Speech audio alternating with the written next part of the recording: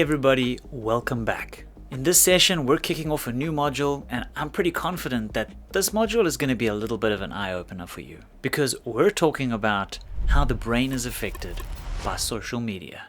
This is a seriously relevant topic. I mean, most of us spend like 3 to 5 hours a day on platforms like Facebook, YouTube, Instagram, TikTok, and Snapchat. And when I say social media, I'm referring to any platform where you can engage with some form of content that connects you to whoever created that content, or other people who view that content. We could technically use the term digital media, so basically everything that happens on your phone. We are going to explore the neurological, that is, your physical brain, the psychological, that is, your mind, and the emotional impacts of this habit. First off, let's talk about the neurological impact. All forms of social media significantly impact our brains. Let's break down some of the key areas affected. The first is the dopamine and reward system. When you receive a notification, a like, a comment, a share, or even watch a piece of content that you enjoy, your brain releases something called dopamine,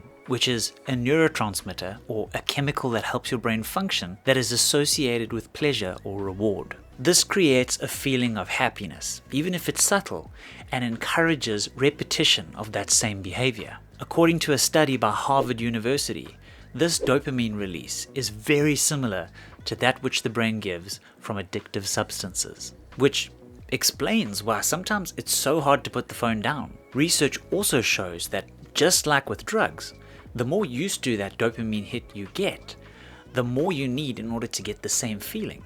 So you end up using more and more and more, and end up enjoying it less and less and less, eventually making you feel numb and just listless. You can kind of get the image of just endless zombified scrolling, just watching things that used to make you laugh or should make you laugh, but somehow it just feels empty. Yeah, I know you can relate. We all can. The problem with getting used to dopamine is it doesn't just stop with digital or social media. When you train your brain to get used to that sensation, that happy hormone, it makes it really hard to enjoy things elsewhere in life.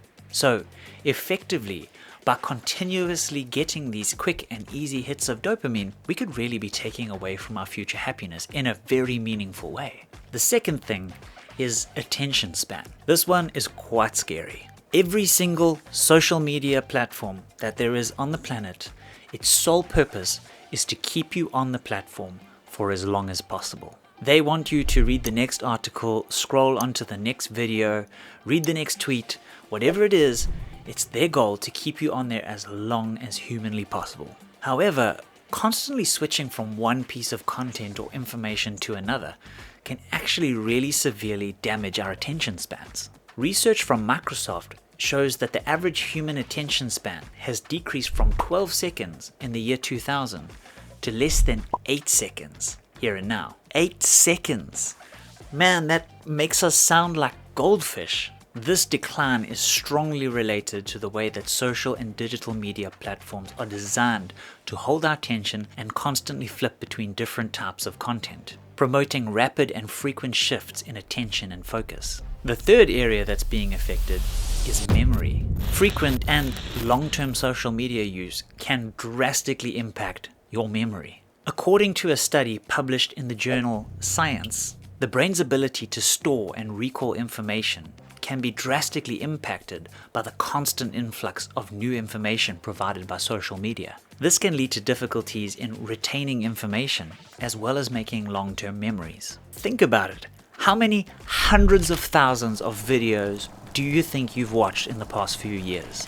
How many of those do you think you actually remember? If you're being honest with yourself, there's probably going to be a mild look of shock on your face. It's pretty scary, but the reason for it is that we have two different types of memory. Short-term memory, like when you quickly try to memorize a number just so that you can punch it in, and then as soon as you remembered it, you've forgotten it because it's no longer useful. And long-term memory, like when you memorize your mom's phone number and you could never forget it even if you tried. Well, what's the difference? I won't get into the technical aspects, but basically for you to take information from your short-term memory and transfer it to your long-term memory, basically needs to be retrieved in a way that's meaningful to you, or it needs to be repeated. So when you are going on and on and on and on from one piece of content or information to the next, you're not giving it enough time for it to actually resonate meaningfully for you, and it is seldom repeated. Plus, and this is the key point, it's immediately replaced by new information. Unfortunately, because of this constant river of information that is just flowing straight into our brains, it can severely impact our memory. So that's the psychological impact of social media. Some pretty hectic things there.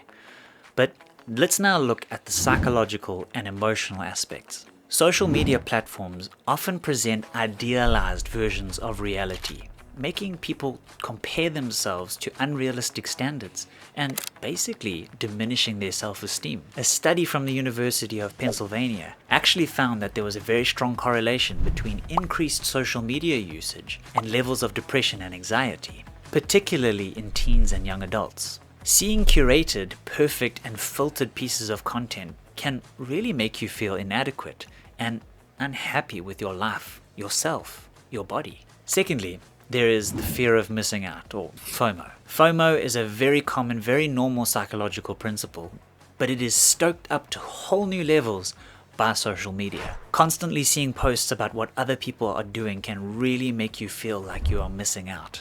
This can lead to anxiety and the desire to constantly stay connected, just in case you miss out on something. A study by the University of Essex actually found that FOMO was directly linked to higher social media usage and less satisfaction in life. Plus, it's not just the fear of missing out, but it's also the sadness of seeing that you did miss out. Third, there is social comparison and envy. Social media can definitely foster some very unhealthy comparisons. When you see others' highlight reels, TikToks, or shorts, it can be very easy to feel dissatisfied with your own life. This can create a pretty hectic cycle of negative emotions and decreased well-being. Research from the University of Houston indicates that social comparison can lead to things like depression and diminished self-esteem. So, we've painted a pretty horrible picture so far. Social media is dominating our lives, making us addicted, reducing our attention span, compromising our memory, and making us miserable because of social comparison, FOMO, and diminished self-esteem. But you say, Tristan, how can we live in a world where we're the only ones not connected? Or, man, there are plenty of good things that come from social media.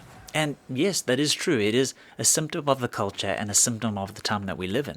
But based on what I've just told you, what does this dependence on social media look like long term? What's going to happen if we keep on up like this for the next 10 or 20 years? Well, one thing's for sure is we'll have a whole lot less critical thinking. Relying on social media for your news and your information can actually reduce your ability to think critically. Social media, by nature, provides bite-sized little pieces of information that can be digested quickly and without much deeper thought. According to a study by Stanford University, students with higher social media usage actually had trouble distinguishing between credible and uncredible sources. They literally couldn't distinguish between what was true or what was false. Another thing that we'll have long term is sleep disruption. Using social media, especially before bed, can drastically impact your sleeping patterns. The blue light from your screen actually interferes with the production of melatonin, the hormone that is responsible for sleep. This sounds pretty obvious now that I say it, but the Sleep Foundation also issued a study that said excessive screen times and social media use can actually diminish your sleep quality as well as contribute to instances of insomnia. And aside from just making you generally tired and miserable, long-term sleep disruption has actually been linked to faster aging. And get this, not only mess with our memory capabilities, but also increase the likelihood of Alzheimer's and dementia. If you don't know what that is, go and watch The Notebook. It'll shock you into taking your sleep more seriously. And the third thing that follows naturally is that our general health is affected. Obviously, sitting for long periods staring at a screen has a number of related physical health problems. A study by the Journal of Health Psychology actually found that high social media usage can be linked to things like obesity and even heart problems. But not just that, our posture isn't great when we use it, our necks and backs suffer, and besides our brains, even our eyes suffer. Now that we've explored some of the ways that social media can affect your brain negatively, let's look at some of the steps we can take to try and minimize this outcome and make healthy habits. Make sure you get that accountability journal out. The first one is set time limits. Many devices and even apps have built-in features to help you manage and reduce your screen time. You have to actually want to put these measures in place, and you're going to have to want to stick to them. Otherwise, it's pointless. The second tip is curate your feed. Be mindful about who you follow and what you consume.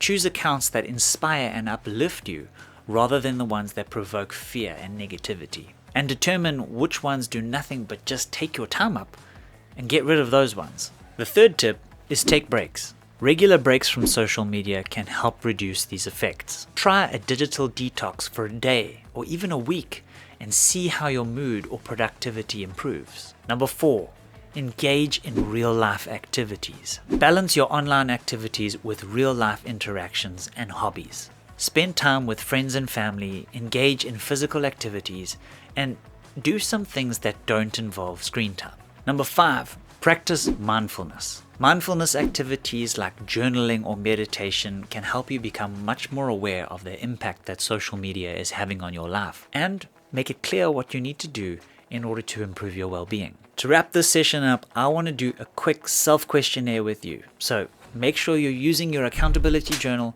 and I want you to think, reflect, and answer these questions in your journal. Be honest. Lying to yourself isn't going to help anybody. Alright, how much time do I spend on social media a day? Does my use of social media make me feel uplifted, neutral, or negative? How often do I actually compare myself to others online? Does social media interfere with my sleep or daily activities? Do I find myself automatically scrolling in every spare moment, like when the kettle is boiling or while I'm waiting for the microwave? What steps can I take to create a healthier relationship with social media? I fully expect the answers to those questions to be more than a little bit shocking. You might want to implement some of the tips I mentioned just before and see if it makes an improvement in your life. That's it for this session. I'll see you in the next one.